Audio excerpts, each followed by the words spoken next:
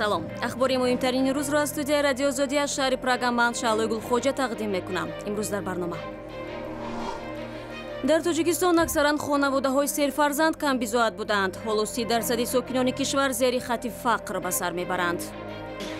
زندگی که واز بینا کو اولام غرغر میکنه اینش مونده ایش نرسید و ایش مون خانم روش خیلی بو میرم قرض میگیرم. اتحادیه اروپا تحریمات ба зидди Русияро тамдид кард. Москав дар посух гуфт ин қарор мухолифи манофеи худи кишварҳои узви ин иттиҳодия аст. ва дастаи ҳосилоти фархор ба даври интихобии ҷоми АФК омодагӣ мебинад. Легионерҳои даста ҳам ба пирӯзии тимашон бовар доранд. уҷада якум бози 31 уҷада мероем. иншаллоҳ бозиро мебарем. шурӯъ мекунем аз хабари қатли як тоҷири тоҷик дар Русия. Асадулло Маҳмудов соҳибкор ва раҳбари пешини ҷамъияти тоҷикон дар шаҳри Магнитогорски Русия кушта шудааст. бино ба гузоришҳо афроди ношинос рӯзи 15 декабр Асадулло Маҳмудовро дар дохили мошин ва дар назди хонааш ҳадафи тир қарор доданд. Кумитаи тафтишотии Русия ба таҳқиқи ҳодиса шурӯъ кардааст. ҷасади ин шаҳрванди Тоҷикистонро фардо ба ватан мефиристанд. Асадулло Маҳмудови 49 сола сокини ноҳияи Бохтари вилояти Хатлон солҳо боз дар Русия ба тиҷорат машғул будааст. дар Тоҷикистон дуои асли афроди солдида ба хонаводаҳои ҷавон серфарзанд шудан аст ва фарзанд ҳамчунон нури хонадон ва такягои волидон арзёбӣ мегардад. аммо бархилофи замони шӯравӣ ки хонаводаҳо ба серфарзандӣ ташвиқ мешуданд, ҳоло ҳукумат ба танзими таваллуд бартарӣ медиҳад. зеро хонаводаҳои серфарзанд ба қишри камбизоати ҷомеаи Тоҷикистон дохиланд ки 30%-ро ташкил мекунад. ҳамкорони мо бо рӯзгори хонаводаҳои серфарзанд ошно шуданд. زندگی که واز بینا کو اولام غرغر میکنه اینش مونده ایش نرسید و ایش مون خانم روش خیلی بو میرم قرض میگیرم همجا این سری پولم. این ساکنی ناحیه رودکی 7 فرزند و 2 نبیره دارد. با اهل خانواده در خانه خرد زندگی میکنند که فقط 2 اتاق دارد. پسری کلانی و دامادش در روسیه هستند و در یک ماه 2 یا 3000 روبل میفرستند. باری روزگار را اساساً سروری خانواده رستم میکشد. پاسبان است و $75 میگیرد. مزدی برای خوراک هم کافی نیست. پسرچه کلانی سیفدار تمام کلا رفت روسیه. یک 4 سال رفت اومد خیلی کمتر زندگیمون بهبود شده بود. این کارا رفت دیگه از کار نیست و هم بیکار. ای پسرچه دیگه من 18 درآمدگی 12 راسته ولی کار نیست. کار کوفته سر نمیواکن. بنابر تنگی روزگار نمیتواند فرزندش را به دانشگاه فرستد و صاحب کسب کند. برای همین پسر بزرگش در روسیه به کار سیاه مشغول است. پسر خردی نمیتواند در وطن شغل مناسبی پیدا نماید. عین زمان 5 فرزند دیگر نابالغ از 7 تا 15 ساله او نیز به وایه میرسند و رستم از آینده آنها نگران است. بابا شامیروف 5 فرزند و 4 نبیره دارد. عائله او از حساب نفقه تقریباً $40 روز میبرد. گاهی دامادش از روسیه پول میفرستد. پسر باباشا شغل دائمی ندارد، بعضاً با پدر مردی کار میکنند. پول یافتهشان تنها به نان و کارتوشکا میرسد.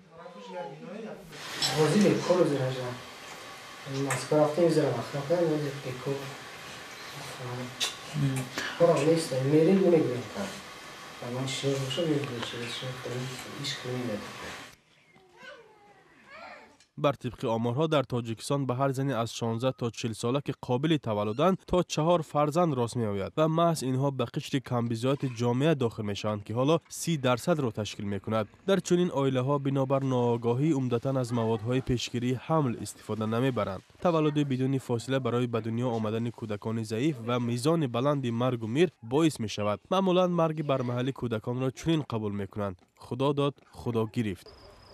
تاجیکستان کشوری کوهستانی است و از این سبب امنیت غذایی مسئله فوق‌العاده مهم به حساب می رود. مقامات میگویند با همین سرعت افزایش اهالی تا سال 2020 اهالی به 10 میلیون نفر می رسد و چنین افزایش تامین امنیت غذایی را زیر سوال می برد.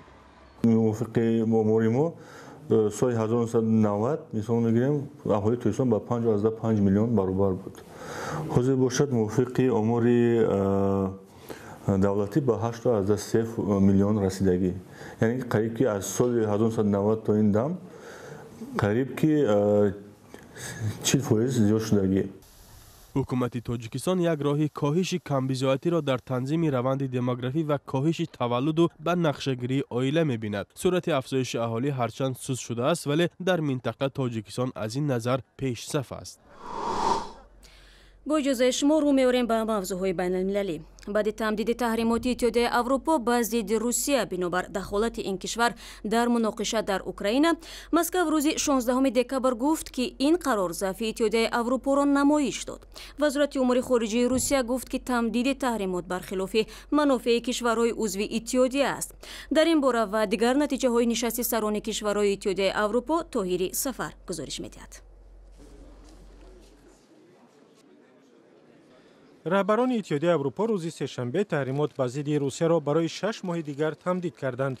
در نشست رهبران 28 کشور عضو در شهر بروسل، آنها به موافقه رسیدند تحریماتی که برای مداخله روسیه به مناقشه اوکراین از سال 2014 اعمال شد، حداقل تا 6 ماه دیگر تا ماه ایون سال 2017 بماند.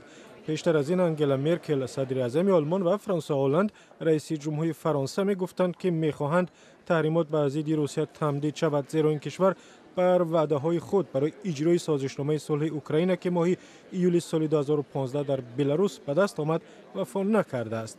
در نشست بروسل رهبران اتحادیه اروپا همچنین طلب هلند را پذیرفتند که می‌خواهد در عهدنامه مشارکت اتحادیه با اوکراین عضویت این کشور در اتحادیه اروپا ذکر نشود. عهدنامه به شهروندان اوکراین اجازه نمی‌دهد که در اتحادیه اروپا و یا کشورهای دیگری ما کار کنند. بر اساس عهدنامه اوکراین کمک مالی اضافی نمی‌گیرد. در نهایت اوکراین باید برای مبارزه با فساد همه کار را انجام دهد. اگر نکنند در تصویب عهدنامه مشارکت به مشکلی گرفتار می‌شوند. اتحادیه اروپا و اوکراین سال 2014 یک عهدنامه مهم درباره همکاری‌های سیاسی و اقتصادی امضا کردند و برای حکم اجرا گرفتن سند ضرور است تمام کشورهای اتحادیه آن را تصویب نمایند. ولی مردم هلند ماه اپریل در رایپرسی عمومی عهدنامه را نپذیرفتند، زیرا به دید آنها عهدنامه راه را برای پذیرفتن اوکراین به اتحادیه اروپا باز می‌کند و برای محافظت اوکراین در صورت ضرورت ضمانت می‌دهد.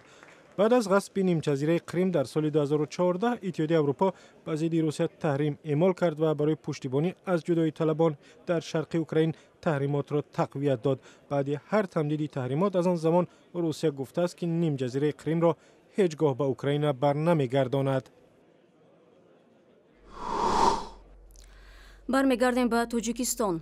имомдод таваллоев сокини ноҳияи рошқала ва падари шӯҳрат таваллоев сарбози гурди миллии тоҷикистон ки 2 моҳи пеш ба ҳангоми хидмат фавтид ба худкушӣ ӯ шубҳа дорад ва мехоҳад мақомот фоҷиаи хонаводаи онҳоро холисона таҳқиқ кунанд. мақомот гуфтанд ин ҷавон моҳи октябр аз беэҳтиётӣ ба худ аз автомат тир холӣ кардааст.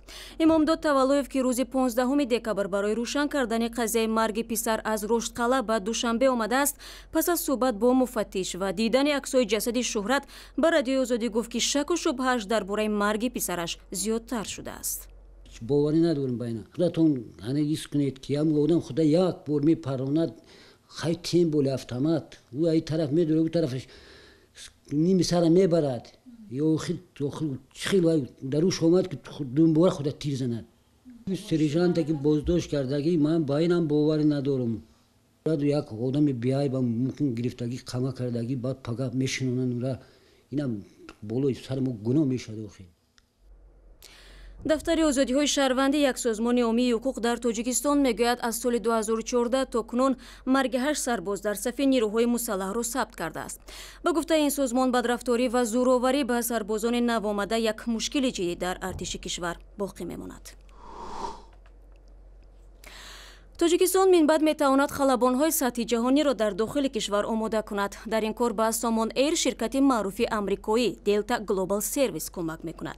тибқи қарордоде ки миёни ин ду ширкат ба имзо расидааст, халабонҳои тоҷик давраи бозомӯзиро дар амрико мегузаранд. ҳамкорони мо дар ин бора гузориш доранд. 24 خلبان تاجیک در امریکا تعلیم گرفتند. به آنها بهترین آموزگاران شرکت دلتا درس گفتند و دوره بازآموزی 3 هفته دوام کرد. در این مدت متخصصان امریکایی کوشش نمودند درجه تخصص خلبان‌های تاجیک را معین کنند که تا کدام اندازه به معیار جهانی موافق می باشند.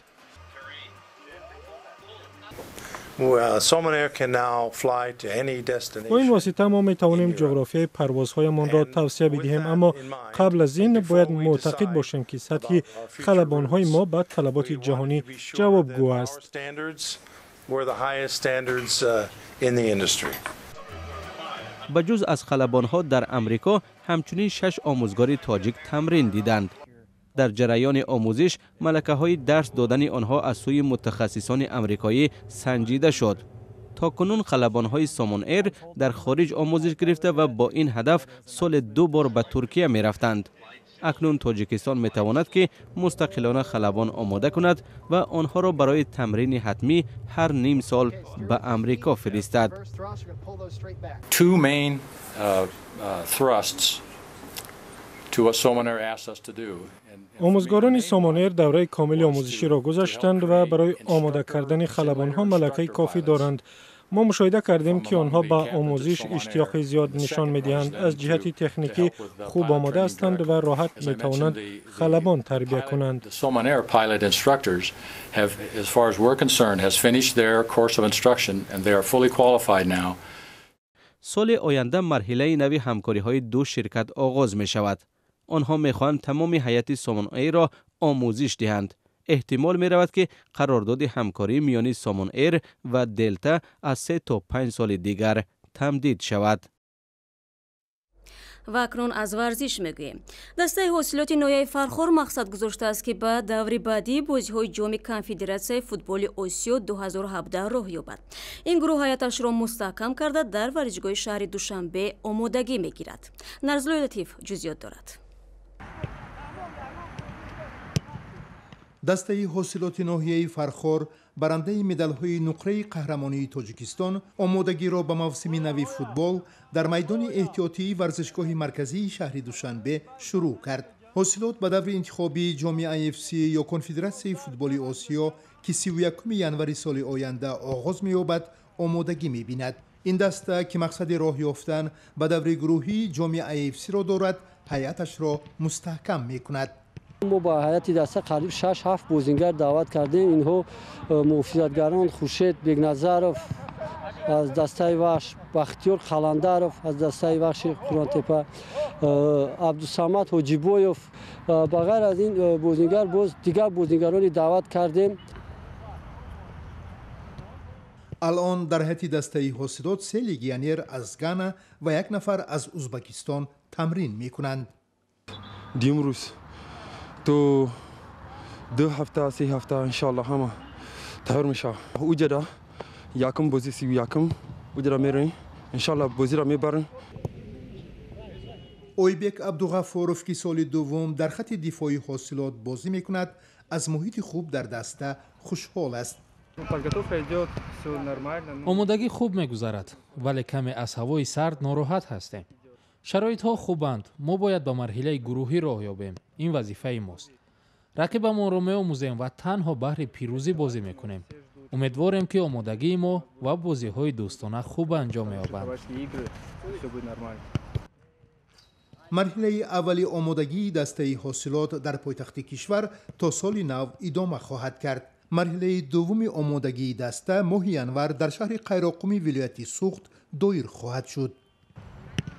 دسته حاصلات به رقابت از دوره پیشکی جام AFC شروع می کند. در این مرحله مسابقه رقیبی حاصلات باشگاه شاهین آسمایی قهرمان فوتبال افغانستان می باشد. بازی اول 31 ژانویه در مهمانی و بازی جوابی 7 فوریه در ورزشگاه مرکزی دوشنبه برگزار می شوند. با این گزارش برنامه امروز را پایان میبریم. اخبار بیشتر و ویدیوهای دیدنی را در وبسایت azadi.org و صفحه های ویژه ما در یوتیوب و شبکه‌های اجتماعی فیسبوک، توییتر و ادناکلاسیک دنبال کنید. برایتان استراحت خوب می‌خواهیم.